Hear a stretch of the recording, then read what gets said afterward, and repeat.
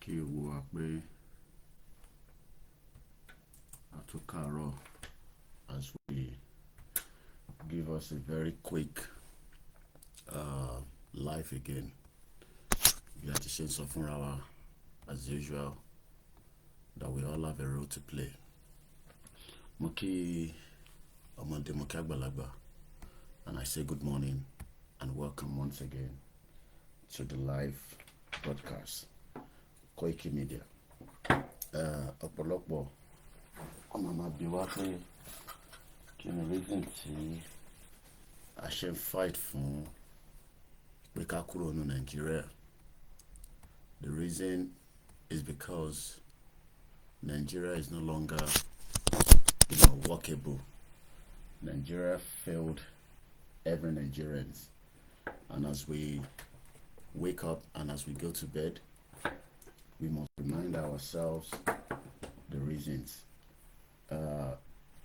As always, like I said all the time, kò sẹ́ni kankan tí ó fẹ́ fún yàn kankan ní freedom, but until we all continue to demand for the freedom, then eventually we can be free. Mo kí ẹ̀yin olólùfẹ́ wa pé ẹ káàbọ̀ sórí ìkànnì aláyọ̀ tí a mọ̀ sí Koikimedia, bringing the world closer to your doorsteps.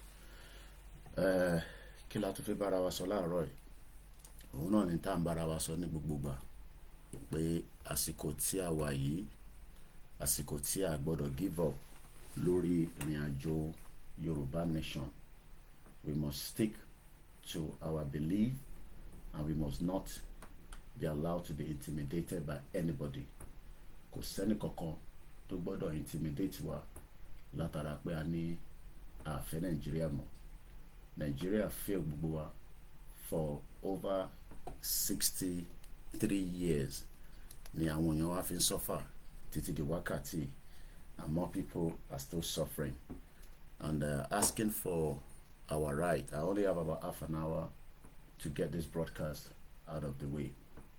Ó ní pé gbogbo ọmọ Yorùbá tó bá ti ń sùn, tó bá ti ń jí, nǹkan ẹyọ kan péré tí a gbọ́dọ̀ máa béèrè nísìn lọ́wọ́ àwọn tó jẹ́ olóṣèlú wa ni pé kí ni ìwúlò Nàìjíríà fún wa, àti pé how has Nigeria helped us láti jọ́ tí wọ́n ti dá Nàìjíríà sílẹ̀. Ta ni ó ń gain látara Nàìjíríà, ta lẹni tó ń lose látara Nàìjíríà, ṣé à ń gain ni àbá ń lose? All these are questions that we must ask the politicians. Politicians ò fẹ́ ká béèrè question lọ́wọ́ wọn. Òun náà ni wọ́n ṣe kó wa sínú wàhálà tá wà nínú ẹ̀ presently látara gbogbo iṣẹ́ ibi tó ń ṣe tó máa sọ fún wa pé àwọn ń ṣiṣẹ́ fún wa, and we now realize that they've sold us out. Àṣírí ìkọ̀kọ̀ Elédùmarè, mo kí yín, mo kí brother mi Gbọ́láwọn Aliu, mo kí gbogbo ọmọ Yorùbá o ní gbogbo ibi tí ẹ bá ti ń gbọ́ ohùn wa nílé àti ní diaspora, pé gbogbo ìgbàkígbà tá bá ti sùn, tá bá ti ń sùn, ká máa rántí pé àìtí free o, ká má fi gbogbo ara, ká má fi sùn délẹ̀, ká má béèrè ẹ̀tọ́ yẹn lóòrèkóòrè títí tó máa fi dá wa lóhùn. Ní ọjọ́ Jímọ̀ tèní, bí a tún ṣe fẹ́ sáré bára wa sọ̀rọ̀ méjì mẹ́ta fún bí 30 minutes kó tó di pé a máa tẹ̀síwájú torí another busy day as usual. But a fẹ́ máa remind ara wa pé kí ni àǹfààní tí a bá dá dúró gẹ́gẹ́ bí orílẹ̀-èdè, àti pé kí ló máa jẹ́ ìwúlò wa níbẹ̀ tí a bá kúrò nínú Nigeria. Ìwúlò wa ni pé àwa la máa lè control resources wa. Gbogbo resources, mo kí Mr. Gani Olóyèdé, gbogbo resources tí ó ń bẹ nínú Nigeria tí wọ́n jẹ́ kí a láǹfààní lé lórí, àwa la máa lè sọ pé báyìí àti báyìí la ṣe fẹ́ látara constitution tí a máa lò, ìyẹn ní àsìkò tí a bá máa ṣe ìjọba ara wa. Bọ̀ púpọ̀ náà ọmọ Yorùbá tí wọ́n rò pé tá bá wà ní Nigeria máa fún wa ní privilege, á fún wa ní access. Nigeria ò ní fún yín ní access. ṣe ni Nàìjíríà máa blọ́ọ̀kì gbogbo ọ̀nà tí ó jẹ́ kí a fi máa rí àṣeyọrí gẹ́gẹ́ bí ọmọ Yorùbá. And this is no longer, acceptable. This is no longer, in tí a lè accept gẹ́gẹ́ bí ọmọ Yorùbá. In tí a fẹ́ nísìn ni pé kí wọ́n jẹ́ ká jọ jókòó, mo kí Tokyo 778, kí a jọ bèrè lọ́wọ́ ara wa, ṣé a sì fẹ́ wà nínú country yìí àbí àṣemọ́. Wọ́n ò lè force wa, ẹ má bínú, wọ́n ò lè force wa if we refuse pé a fẹ́ Nàìjíríà mọ́. Wọ́n ò ní any reason láti force wa, because ẹ̀tọ́ ni ká béèrè, ká dẹ̀ dá wa lóhùn.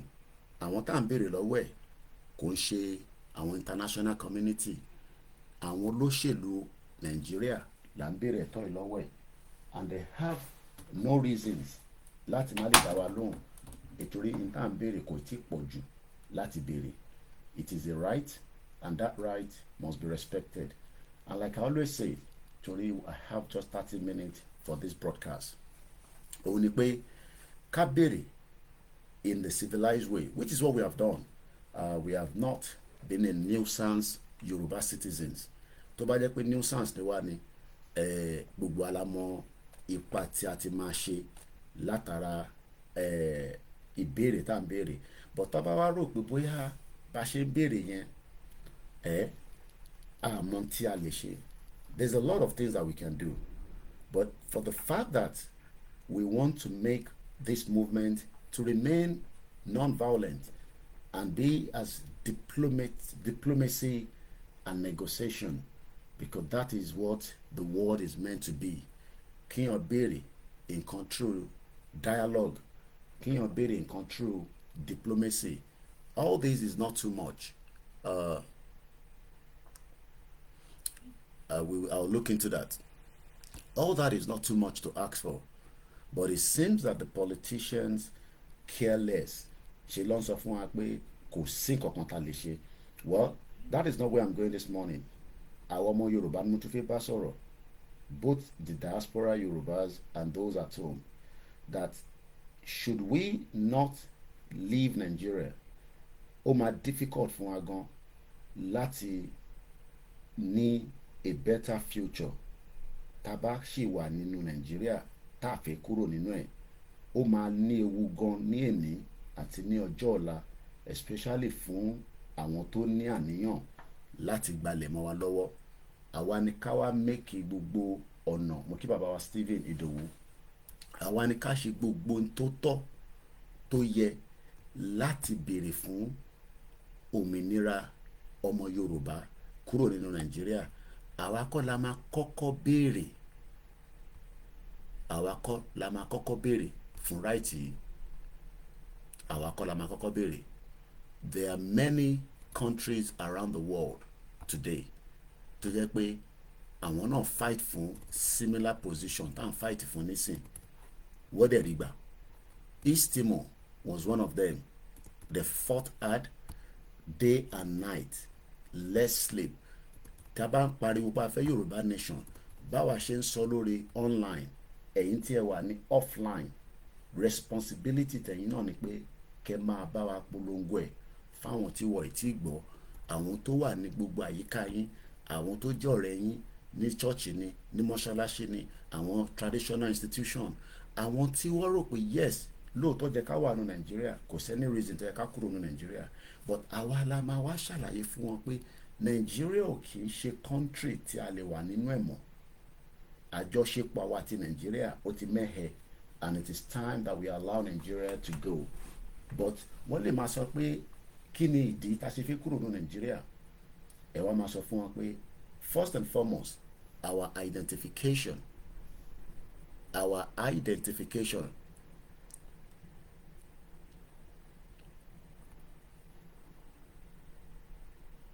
Àbọ̀rọ̀mọ̀yé nísìn, identification yẹn òun ni pé ǹjẹ́ tí a bá dá dúró ní àwùjọ àgbáyé lọ́jọ́ iwájú, they will be able to recognize us as our own independent country. Wọ́n máa lè recognize wa as our own independent country. There are about 195 countries around the world today, and taba lè kúrò nínú Nàìjíríà wọ́n máa represent ìlú tiwa, a máa ní foreign àti engagement pẹ̀lú àwọn àgbáyé, àwùjọ àgbáyé. But taba ní ká wà nínú Nàìjíríà, àwa máa lo Nàìjíríà fi engage. Nàìjíríà ti bo ìtàn pè ní ìran ọmọ Yorùbá mọ́lẹ̀. Ìyẹn la ṣe gbọ́dọ̀ gbé ẹrù yìí sórí títí tá máa fi sọ̀kalẹ̀. Elédùmarè ọba tó dá wa, tó fi wá mọ̀nà títí di wákàtí, kò ní ṣì wá lọ́nà. In táwọn kan fẹ́ ṣe ká ṣe ni pé bá ṣe ń béèrè fún ráìtì, wọ́n fi máa ṣì wá lọ́nà. Ẹrù tẹ́gbẹ́ yìí, ẹrù yìí ti wúwo jù, ẹrù yóò ṣe tí a lè gbé nísìnyí, ẹ jẹ́ ká jẹ́ kó di another 50 years from now. Kí ló dé tá ṣe gbọ́dọ̀ jẹ́ kó pé 50 years ká tó demand fún right wa? Why should we wait 50 years ká tó máa béèrè fún right wa nígbà tá lè béèrè fún right yẹn nísìn? Why must we wait for 50 years? It's because àwọn yẹn mọ̀ pé tá bá dúró 50 years, àwọn máa lè láǹfààní àti jí gbogbo tó ń bẹ lórí ilẹ̀ ọmọ Yorùbá. Tó bá dẹ̀ ti jí tó pọ̀, kò ní tán lóòótọ́, but àwọn á máa fi yẹn fi oppress àwa tó kù. And that cannot be acceptable, because orí kan ju orí kan lọ. Ọmọ Yorùbá tó ń bẹ níta tó ń gbádùn, tó ń sọ fún yín pé òun gbádùn, kò sọmọ Yorùbá tó wà ní diaspora, bó níwèé bó níwèé, ó sì wà better off more than ọmọ Yorùbá tó ń bẹ nínú ilé. Mo ń wo fídíò ọmọ Yorùbá kan lórí X tó ń pè ní Twitter, tó náà wà ní Baghdad, pé visa Baghdad nísìn ó ń pẹ́ láti ṣe látara pé ibẹ̀ làwọn èèyàn tó fi máa lọ. Mo wá ń béèrè pé kí ló wà ní Baghdad tí a máa kúrò ní ilẹ̀ tiwa tá a máa náà lọ sí Baghdad? Because a rí ilẹ̀ tiwa as an opportunity mọ́. That is the reason why tí ọ̀pọ̀lọpọ̀ wa ta ṣe sọ pé a fi kúrò nínú Nàìjíríà, a fi lọ sí Libya. Kí ló wà ní Libya ta fi kúrò nínú Nàìjíríà fún? Tó bá jẹ́ pé Nàìjíríà bó ṣe sọ fún wa is the giant of Africa. We don't have to leave Nigeria and travel through the Mediterranean Sea, through the desert láti lè dé Libya. Torí ìrìn àjò Libya kò ní fún yín ní visa. That means pé many people are traveling through the desert láti northern part of Nigeria láti lè cross dé Libya. Wá ní táwọn bá dé Libya, àwọn á cross wá sí Europe. Lóòótọ́ Europe is a safe haven, but ilẹ̀ Yorùbá gbọ́dọ̀ jẹ́ safe haven fún wa ni. Pé tá bá tẹ̀ jí níjọ́ kan pé ibo ni mo fẹ́ lọ lágbàáyé, ó jẹ́ kíyàn lè máa sọ pé ilẹ̀ Yorùbá níyàn fẹ́ lọ. But ìtọ́ wa ń ṣe ni pé wọ́n ń divert attention wa kúrò lórí ilẹ̀ wa. Wọ́n ní ká máa káàkiri, ká máa wá ẹni tó sọnù. Wọ́n ní ká máa wá kíni ẹni tó sọnù. And that is the reason why tí gbogbo wa ta ṣe ń káàkiri all over the world today. We are going from point A to point B. A fi gba visa, a fi lọ Germany, a fi lọ kàwé ní Canada. Nígbà tá ní ọ̀pọ̀lọpọ̀ ibi tí wọ́n ń pè ní ilẹ̀ tá lè fi build a better institution. Èyí tá ti ní tẹ́lẹ̀ tá lè equip tẹ̀. Ìyẹn àwọn universities wa, Ọbáfẹ́mi Awólọ́wọ̀ University ni, gbogbo àwọn universities tá ní across Yoruba land today. Láti Kwara State dé Kogi State. But tá bá remain in the entity block táwọn West, because West gangan ló ń sọ fún yín pé kẹwàá ní Nàìjíríà. Àwọn náà confuse yín through àwọn programs wọn tó máa ń ṣe. Wọ́n náà ń ṣe IMF, wọ́n ń ṣe World Bank, wọ́n ń ṣe kinní kan tó ń pè ní SDG goals. We have approximately about probably another 10 minutes to the end of this broadcast. Now, màá sáré ka the 17 SDG goals tí ayé ò ní parẹ́. So bí ọ̀kan bá sọ fún ayé máa parẹ́, bàbá rọ ló wà bẹ́ẹ̀. Èèyàn tó ń bẹ nínú ayé ló máa lọ, a máa bí sí, a máa kú sí. Bá ṣe ń sọ̀rọ̀ yìí, àwọn kan ti kú tílẹ̀ fi mọ́ báyìí. Bá ṣe ń sọ̀rọ̀ báyìí ní hospital ní gbogbo àgbáyé, wọ́n ń bí àwọn èèyàn sí. But the world is telling us lies. Wọ́n máa sọ fún wa pé the world is a small place. Àti pọ̀jù nínú ilé ayé yìí. Àwọn kọ́ ló máa determine yẹn. Elédùmarè tó dáyàn kọ̀ọ̀kan sí gbogbo ibi tó dá wa sí, ó mọ tó dá, ó mọ purpose tó fi dá wa. But àwọn international community àwọn west àwọn globalist olórí burúkú ni wọ́n, àwọn ni kán má ṣàǹfààní, àwa gbọ́dọ̀ ṣàǹfààní. Now wọ́n fẹ́ restrict ilé ayé tiwa for their own benefit, and we must not accept that. We must say no to that. But báwo la ṣe fẹ́ sọ no sí nígbà tó jẹ́ pé àwọn tá à ń bá sọ̀rọ̀ gan ṣe lọ sọ pé ẹ má da ogúnlẹ̀ o, ẹ má da wàhálà lẹ́yìn ọmọ yìí o, ní tẹ́ ń ṣe yìí ó máa dá ogúnlẹ̀ o. Wọ́n mọ̀ pé kò sọ̀rọ̀ ogun kankan níbẹ̀. Tọmọ Yorùbá bá mọ̀ pé ní Àpápá àwa lánàá Àpápá, but púpọ̀ nù yóò mọ̀ pé Àpápá port is controlled by outsiders. Orí omi tẹ́ni ẹni yẹn ẹ̀yin kọ́ lẹ́ ń control ẹ̀, àwọn globalist àwọn ni wọ́n control ẹ̀. Àwọn kí ni mo pè, àwọn globalist àwọn ni wọ́n control orí omi tí ẹ rò pé ẹ̀yin lẹ ní, ẹ̀yin kọ́ lẹ ní. Omi yẹn kì í ṣe tọ̀dọ̀ tí yín mọ́. The water is no longer for us. Omi yẹn ti di omi tó jẹ́ tàgbáyé. That is the reason why kò sí productivity bá ṣe sọ lánàá lórí ètò. Kò sí productivity kankan nínú Nàìjíríà. Gbogbo consumption yín látòkè délẹ̀ títí kan pátá bra boxers títí kan aṣọ bọ́skọ́nà tẹ̀ ń wọ̀ wọ́n import ẹ̀ wọlé ni. Wọ́n fẹ́ jẹ́ kí ọmọ ìlú kó lè ṣe the needful kí productivity lè wà, and that is the reason why tẹ́ bá máa gbọ́ a máa yá ìlú yín lówó. Tá bá ti wá yá ìlú yín lówó ìlú yín gbọ́dọ̀ wá ṣe tá bá fẹ́. They continue to control. Wọ́n lè control China, bẹ́ẹ̀ ni wọ́n lè control Russia. They can't control those two countries because they are fully independent of their country.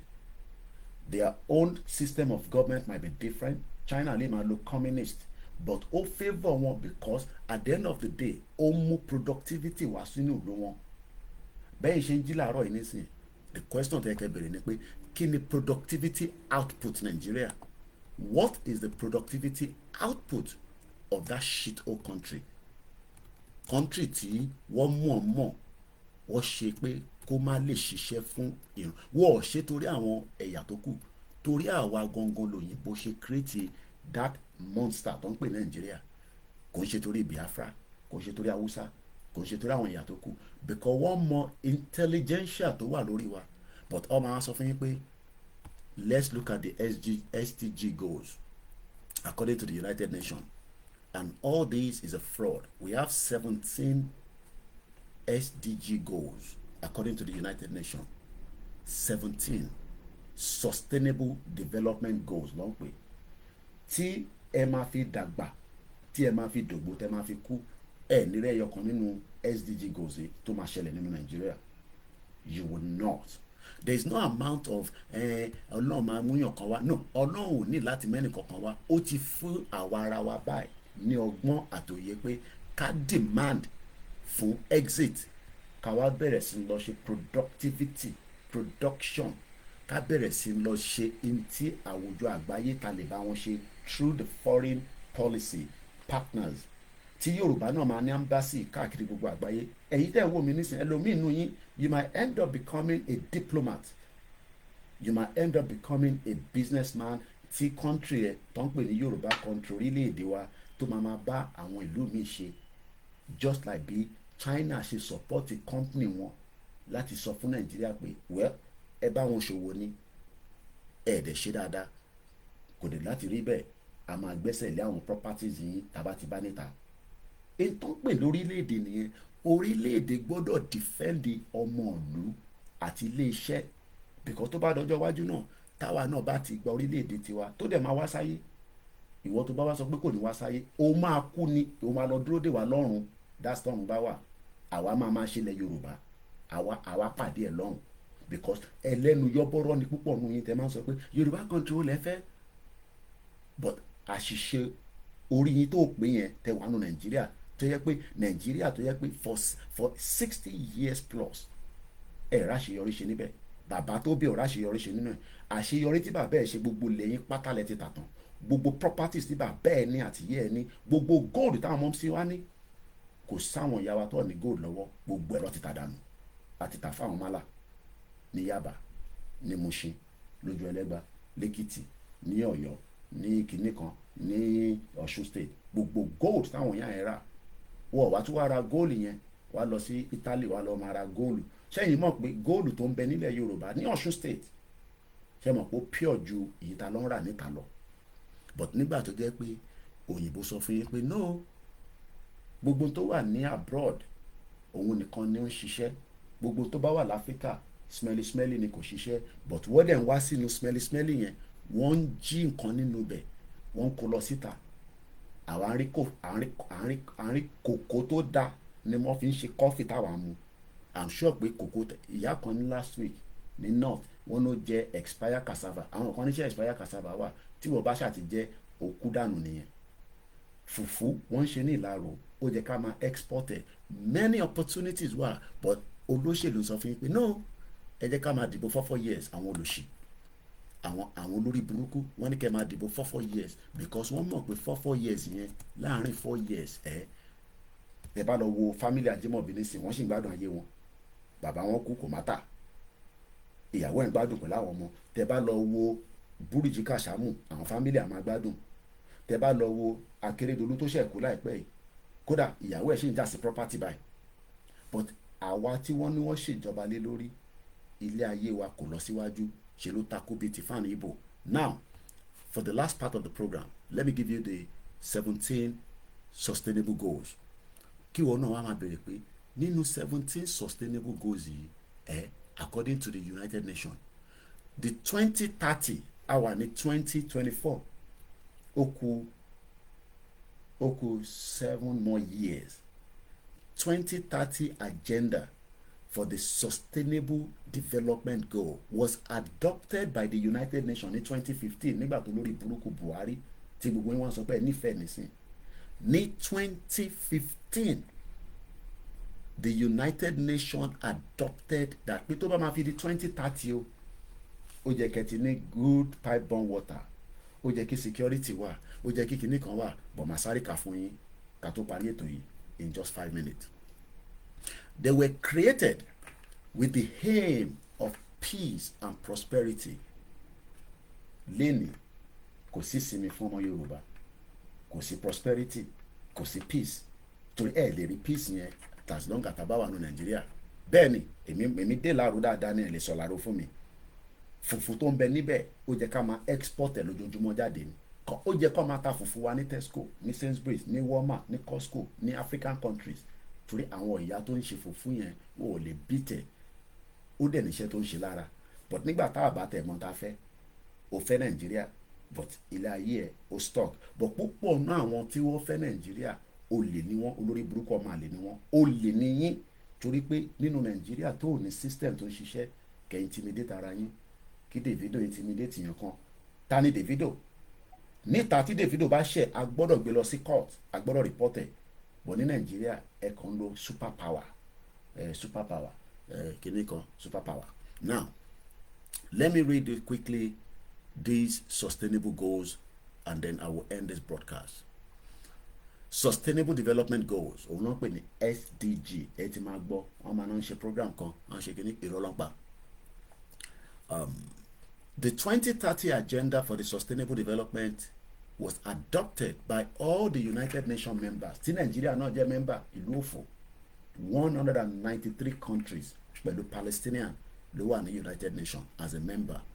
United Nations lẹ́fún yàn country ó máa apply as a membership ni láti sọ pé ó fi di country. So tẹ́ bá rò pé UN máa fún yín ní country, you are bloody wasting your time. This was created in 2015. Created 17 World Sustainable Development Goals, don't pè ní SDG. They were created with the aim of peace and prosperity for the people and the planet while tackling climate change and working to preserve oceans and forests. The SDGs highlight the connection between the environmental, social, economic aspect of sustainable development. Sustainability is at the center of the SDG.